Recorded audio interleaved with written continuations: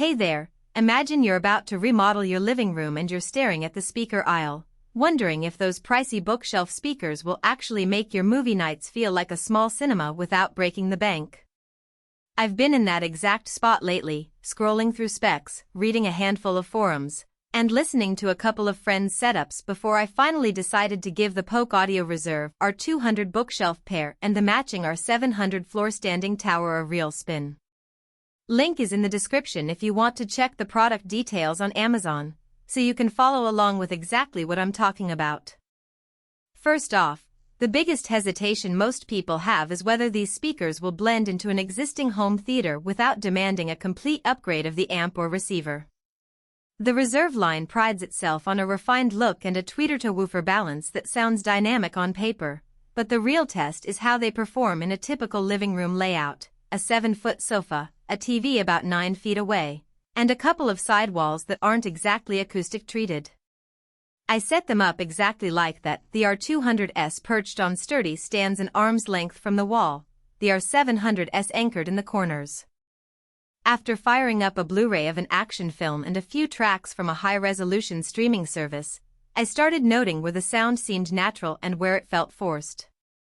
The first thing I noticed was the presence of the 1-inch dome tweeter. In the highs, you get a crispness that lets dialogue cut through explosions without sounding harsh. That's a big win for anyone who watches TV series with fast-paced dialogue or enjoys gaming where pinpoint accuracy matters. The dual 6.5-inch woofers in the R200S deliver a solid mid-range punch that feels surprisingly full for a bookshelf size. You actually hear the rumble of a car engine without it feeling muddy. On the floor-standing R700, the dual 8-inch woofers add a depth you usually only get from a dedicated subwoofer, but they stay tight enough that bass doesn't overwhelm the room. In practice, this means you can crank the volume for a big screen feel and still hear the subtle nuances of a string quartet in the background. Now, who should consider buying these? If you're a homeowner or renter who already has a decent AVR, say, a mid-range 2-channel or a 5.1 setup, and want to upgrade the front stage without going full and high-end, the Reserve series hits a sweet spot.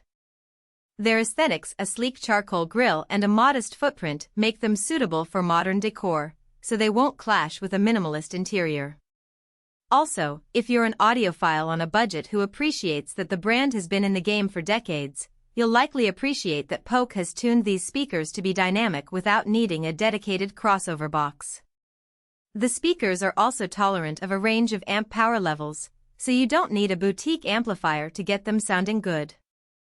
Conversely, you might skip them if you already own a high-end speaker system or if you plan on building a dedicated home theater room with calibrated acoustic panels. The R200S, while impressive for their size, still have a slight coloration in the lower mids when pushed hard. In a room that is already acoustically treated, that coloration could become more noticeable and might clash with higher-grade components. Similarly, if you're looking for a true audiophile-grade reference speaker that can handle 100+ watt continuous power, you may find the Reserve line a bit underpowered. They're designed to be forgiving, not to be pushed to their limits in a studio setting.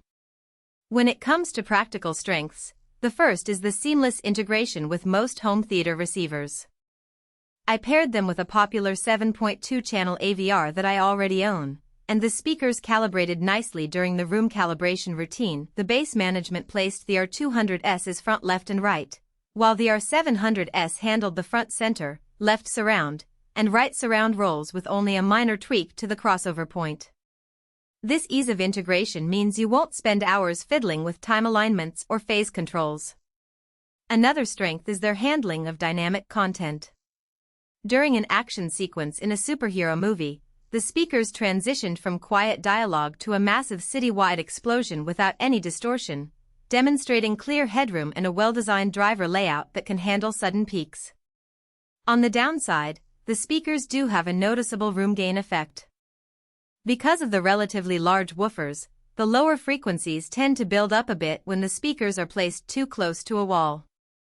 For a room with reflective surfaces, you might find the bass a tad boomy unless you back the speakers a few inches off the wall or add a simple absorption panel behind them. Also, the R200's tweeter, while clear, can become a little bright at very high volumes if your source material is heavily compressed, a common occurrence with many streaming tracks. The solution here is usually to lower the volume slightly or use an EQ setting that softens the treble, but it's an extra step that occasional listeners might not want. Daily usability.